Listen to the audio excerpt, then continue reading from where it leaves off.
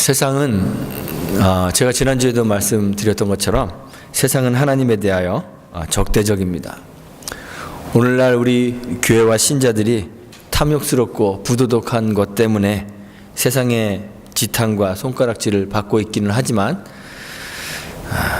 세상이 하나님에 대하여 대적하는 것은 그것보다 더 근본적인 것이고 그런 것뿐만 아니라 교회의 타락 때문만이 아니라 더 근본적인 이유가 그 안에 숨겨져 있습니다.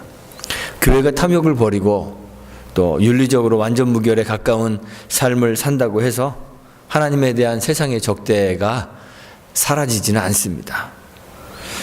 이 세상에 오셔서 죄 없는 삶을 사셨던 우리 예수님을 세상이 그렇게 미워했습니다. 예수님을 신문했던 빌라도가 유대인들 앞에서 공포하시죠. 나는 이 사람에게서 사형에 처할 만한 죄를 발견하지 못했다. 이렇게 공포했음에도 불구하고 유대인들은 예수를 십자가에 못 박으라고 소리 지르고 폭동을 일으키려 하고 결국은 예수님을 십자가에 못 박았죠. 세상이 예수님을 대적하는 것은 예수님의 죄 때문이 아니라 세상이 본질상 진노의 자식이기 때문에 그렇습니다. 세상은 온 우주의 주인이시고 생명의 근원이신 하나님을 떠나서 죄와 사망의 다스림 안에 놓여지게 되어 있습니다. 유대인들이 예수님을 핍박한 이유는 그들이 예수님과 전혀 다른 영역에 살고 있는 그러한 존재였기 때문에 그렇습니다. 예수님은 하나님을 아바 아버지 이렇게 부르십니다. 유대인들도 역시 하나님을 자기들의 아버지다 이렇게 부르고 있었지만 사실 그들의 아버지는 하나님이 아니라 사단, 마귀였습니다. 예수님이 이 사실을 분명히 하셨죠. 예수님은 자신들의 아버지는 하나님 한 분뿐이시다 이렇게 주장하는 유대인들에게 요한복음 8장 44절에서 너희는 너희 아비 마귀에게서 났으니 너희 아비의 욕심을 너희도 행하고자 한다 이렇게 말씀하셨습니다. 마귀는 처음부터 살인한 자고 진리가 그 속에 없기 때문에 진리에 서지 못하고 거짓을 말하는 그러한 존재입니다. 거짓을 말할 때마다 주님이 말씀하시기를 제 것으로 말한다 그랬습니다. 그 안에 거짓이 존재하는, 그래서 거짓말쟁이고 거짓의 아비라고 주님이 그렇게 말씀하셨습니다. 진리에 서지 못하는 거짓의 아비 마귀를 자기 아버지로 삼고 있기 때문에 세상은 진리를 대적하고 진리이신 예수님을 대적할 수밖에 없습니다. 그것이 세상의 본질적인 모습입니다. 바울이 유대인들에게 박해받는 것도 역시 그렇습니다. 바울이 어떤 죄악을 저질렀기 때문이 아닙니다.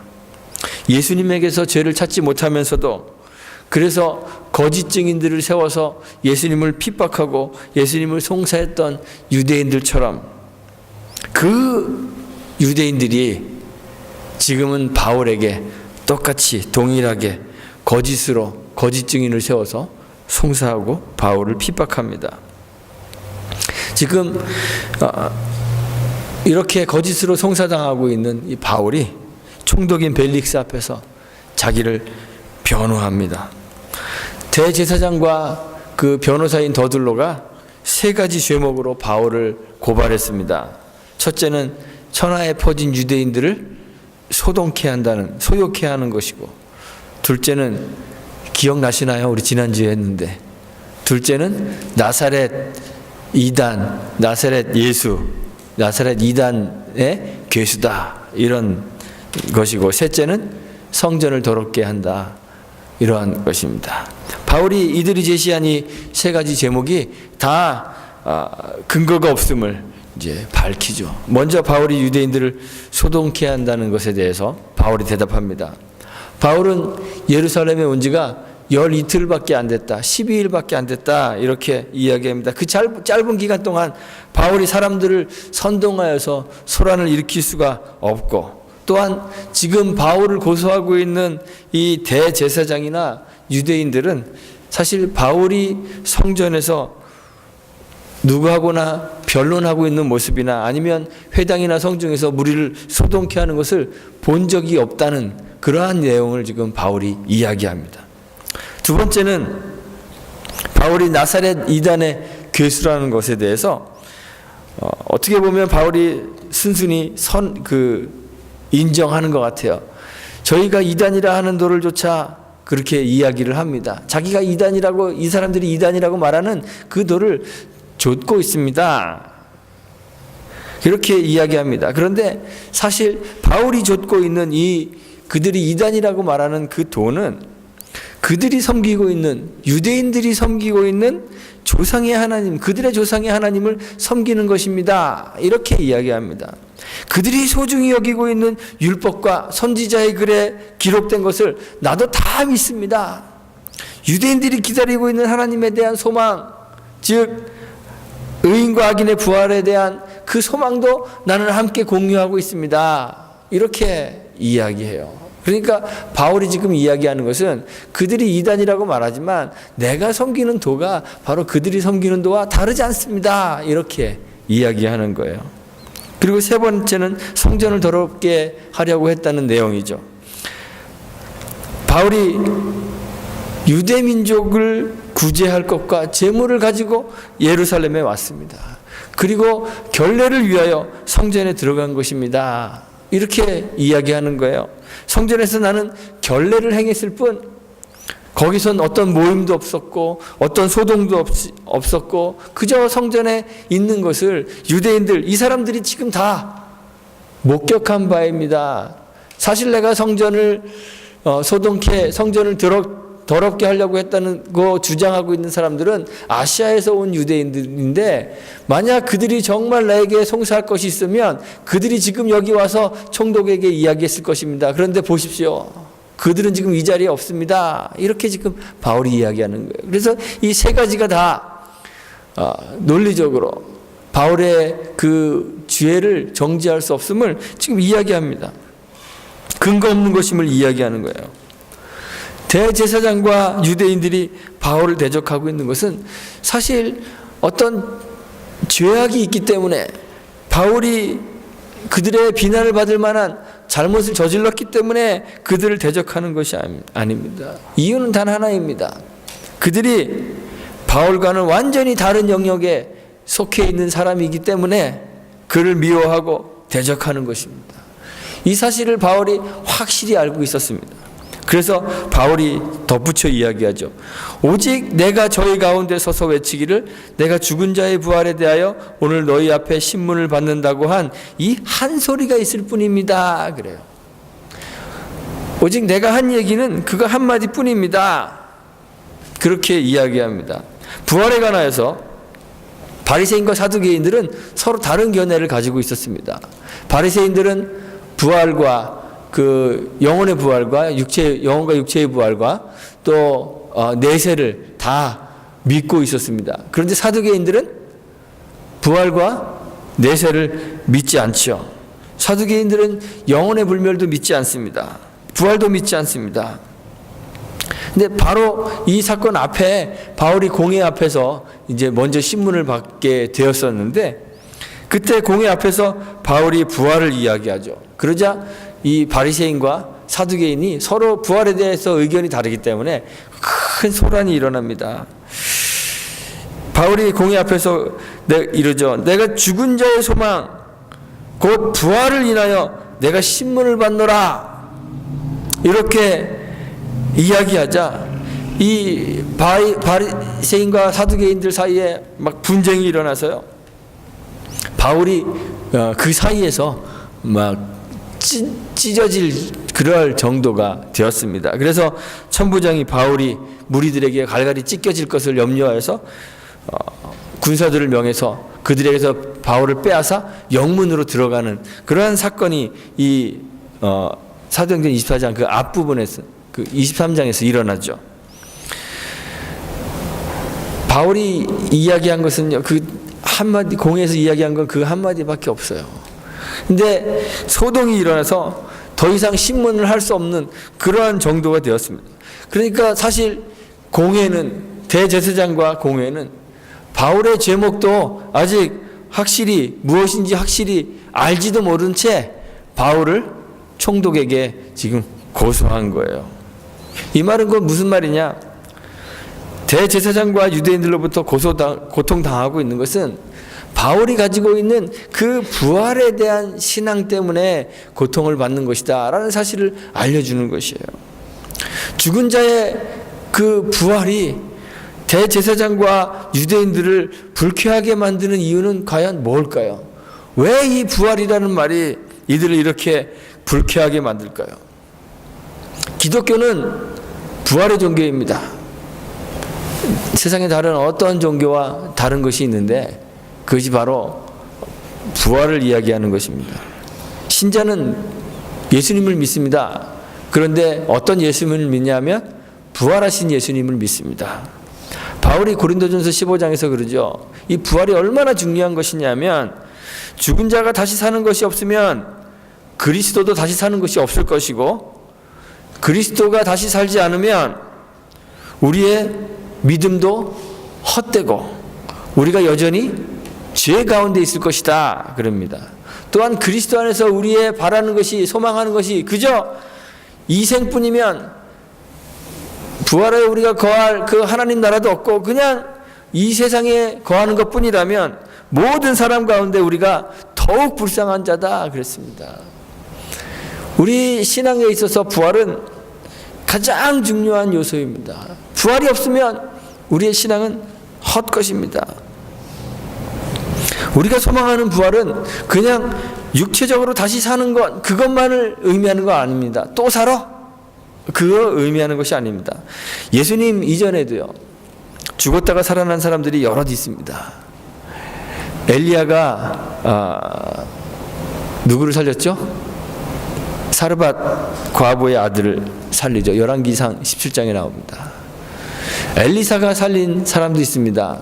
수넴 여인의 아들을 살립니다. 또 예수님이 살리신 사람들도 있습니다.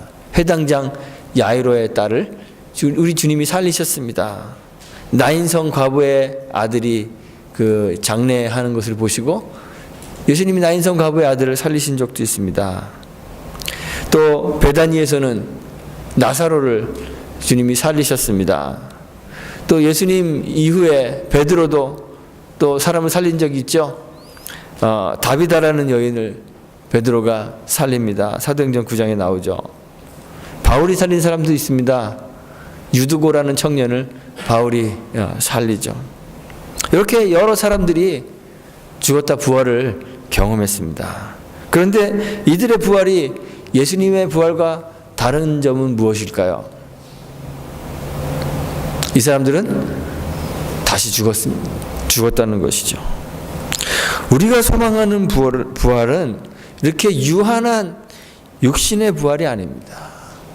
바울이 지금 소망하고 있는 그 부활은 단순히 우리의 육체가 다시 살아나는 것이 아니라 우리의 육체와 영혼이 다시 사는 것을 말하는 거예요. 부활하신 예수님이 부활하셨을 때 다시 썩어질 육신을 가지고 부활하시지 않으셨습니다. 우리 부활하신 주님의 몸은 신령한 몸으로 변하여 부활하셨죠. 이 세상에 속하지 않는, 영원히 썩지 않는 영원한 몸으로 부활하셔서 마지막 때를 기다리고 있는 우리들의 그 소망이 되어주셨습니다. 부활신앙은 거듭난 우리 인생을 이 썩어질 세상에 남겨두지 않고 우리를 영원한 하나님 나라에 거하게 만들어요.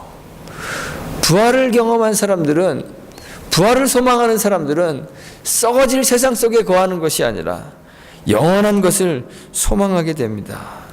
이 부활신앙은요, 그래서 우리 신앙인들을 세상과 완전히 구별된 존재로 만들어주는 거예요. 부활하신 주님들은 영원한 하나님 나라를 소망할 수밖에 없기 때문에 세상이 그대로 남겨져서 그저 세상 사람으로, 세상에 속한 사람으로 살 수 없게 되는 것이에요. 이것이 부활이 우리에게 주는 것입니다. 제사장과 사두개인들은 부활을 부인하는 사람들이었습니다. 영원한 하나님의 나라에 대한 소망이 없기 때문에 이 세상에서 낙원을 누리려고 하죠. 그래서 세상의 권력에 집착합니다. 정치적인 권력, 종교적인 권력, 그런 것들을 얻기 위해서 자기 민족을 핍박하고 있는 그 로마에 뇌물을 주어서라도 대제사장직을 사고 관리직을 사서 그저 자기의 권력을 누리려고 합니다. 로마의 권력에 기대어서 자기 민족, 자기 백성을 착취해서라도 그런 권력들을 가지려고 합니다. 경제적 이득을 취하려고 합니다. 그래서 경제적 이득을 얻기 위해서 성전을 이용하죠. 성전을 장악하고 성전 안에 있는 각종 이권들에 개입해서 금전적인 이익들을 취합니다. 부를 얻기 위해서 자기 양심도 속이고 백성도 착취합니다. 이런 사람들에게 부활의 복음은 치명적인 거예요. 부활신앙은 사람들의 눈을 이 땅의 것에서 하늘의 것으로 옮기게 만들어줍니다. 이 세상에서 사람들이 소망하고 추구하고 있는 모든 좋은 것들을 이 부활신앙이 가치 없게 만들어버려요. 히브리서 11장에서 이야기하죠. 모세에 대해서 이야기하는데요. 바로의 공주의 아들이라 칭하는 것도 거절하게 만들어버립니다. 세상에서 누릴 수 있는 죄악의 낙 포기하게 만들어버립니다. 애굽의 모든 보화 버리도록 만들었습니다. 모세가 그렇게 할 수 있었던 것은 히브리서 11장에 보면 상 주심을 바랐기 때문이다 그래요.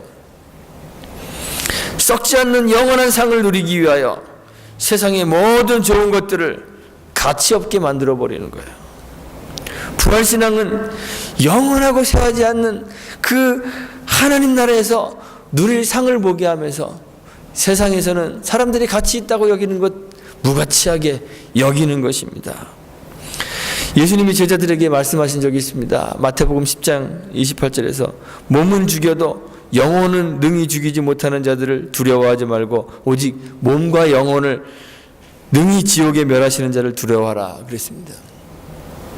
의인과 악인의 부활을 믿는 사람들은 우리의 목줄을 쥐고 있는 세속의 권력 그런 거 두려워하지 않는다는 거예요. 부활신앙을 가지고 있던 사도들이 다 그렇게 살았습니다. 육신을 위협하는 세속의 권력에 두려워하지 않고 그들의 생명이 다할 때까지 복음을 전하는 것, 그 부활의 복음 전하는 것 주저하지 않았습니다. 그래서 그렇기 때문에 세상에 소망을 두고 살아가는 사람들에게 이 부활신앙을 가진 사람들은 그냥 적대적일 수밖에 없는 거예요. 사람들의 눈을 세상에서 돌려서 저기 하늘을 바라보게 하기 때문에 사람들에 대한 그들의 영향력이 줄어들 수밖에 없는 거예요. 그래서 사두개인과 제사장들이 바울을 대적합니다. 벨릭스도 그런 사람 가운데 하나였습니다. 총독 벨리스. 벨리스는 오늘 성경에 보니까 바울이 전하는 이 복음에 대하여 자세히 알고 있었다 그래요. 어디서 들었는지는 모르겠지만 사람들에게 들어서 자세히 알고 있습니다. 그래서 자기 아내인 유대 여자 그 드루실라와 함께 바울을 불러서 그리스도 예수 믿는 도에 대해서 듣습니다.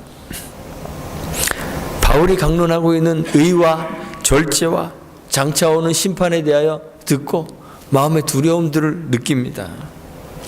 그런데 이 벨릭스는 의인과 악인의 부활에 대한 이 복음의 말씀을 듣고도 부활신앙을 가지질 못해요. 여전히 그의 관심은 이 세상에서 세상의 낙을 누리는 것에 있습니다. 그가 바울을 자주 불러 이야기를 나눈 것은 부활신앙을 가졌기 때문이 아닙니다. 바울이 자기 민족, 유대 민족을 구제할 수 있는 부주를 가지고 그리고 재물을 가지고 예루살렘으로 왔다는 사실을 알고 있었던 것 같아요. 그래서 바울에게서 돈을 좀 받을까 하는 그러한 생각을 가지고 그를 불러 같이 이야기했다. 이렇게 성경이 기록하고 있습니다.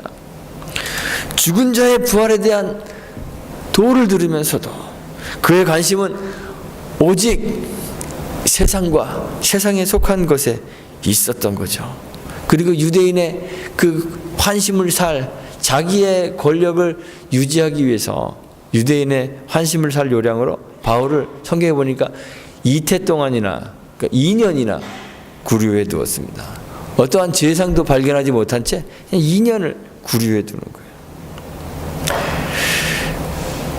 부활의 도는요, 잠시 있다가 사라질 세상에 관한 이야기가 아닙니다. 부활의 도에는 심각성이 있습니다. 제가 지난 금요일 말씀드릴 때는 부활의 복음에는 위험성이 있다고 그랬습니다. 이 부활의 도에는 그 위험성이 있습니다. 심각성이 있습니다. 예수님이 부활을 말씀하실 때 그저 의인의 부활, 하나님 잘 섬기는 사람들이 부활해서 천국에 가는 그 의인의 부활만 이야기하지 않으셨습니다. 요한복음 5장 29절에 보니까 선한 일을 행한 자는 생명의 부활로, 악한 일을 행한 자는 심판의 부활로 나아오리라 말씀하셨습니다. 부활의 도에는 이런 심각성이 있습니다. 우리를 영원한 생명과 영원한 죽음으로 나누는 그 심각성이 부활의 도에 있습니다. 주님의 말씀대로 어떤 사람은 영원한 생명의 부활로, 어떤 사람은 심판의 부활로 주님 앞에, 하나님 앞에 서게 될 것입니다. 바울은 이 부활에 참여하는 것이 얼마나 중요한 것인지 깨달은 사람입니다. 바울은 이 부활의 도를 위하여 자기 자신의 삶을 경주하는 자로서의 삶을 살았죠. 지난번에 제가 여러 번 말씀드렸던 것처럼 바울은 그에게 유익하던 것, 그것이 무엇이든지 다 모든 것을 해로 여기고 배설물로 여기고 잃어버렸다. 그렇게 고백했습니다. 그리스도를 얻기 위하여, 그의 부활에 참여하기 위하여 자기가 소중하게 여길 수 있는 모든 것들을 해로 여겼습니다. 빌립보서 3장 10절에 보니까 내가 그리스도와 그 부활의 권능과 그 고난에 참여함을 알리하여 그의 죽으심을 본받아 어찌하든지 죽은 자 가운데서 부활에 이르려 한다 그랬습니다. 부활에 이르기 위하여, 그 부활의 도를 소유하기 위하여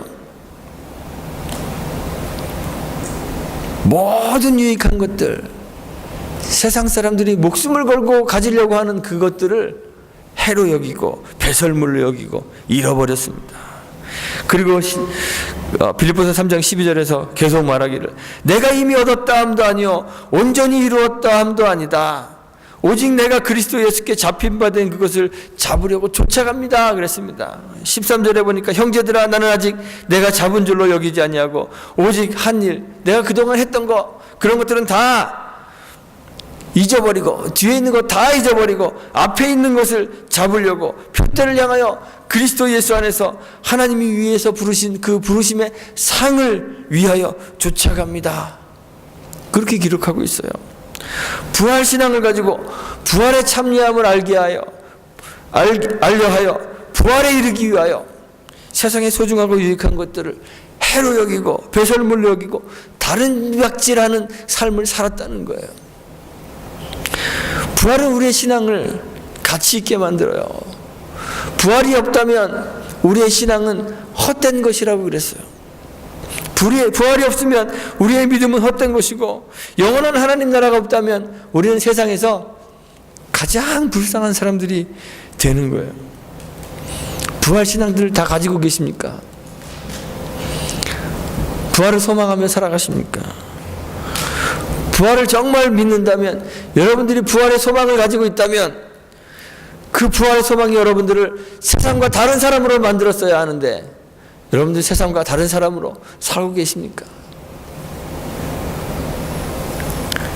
바울과 같이 다른 박질하는 삶을 살고 계십니까?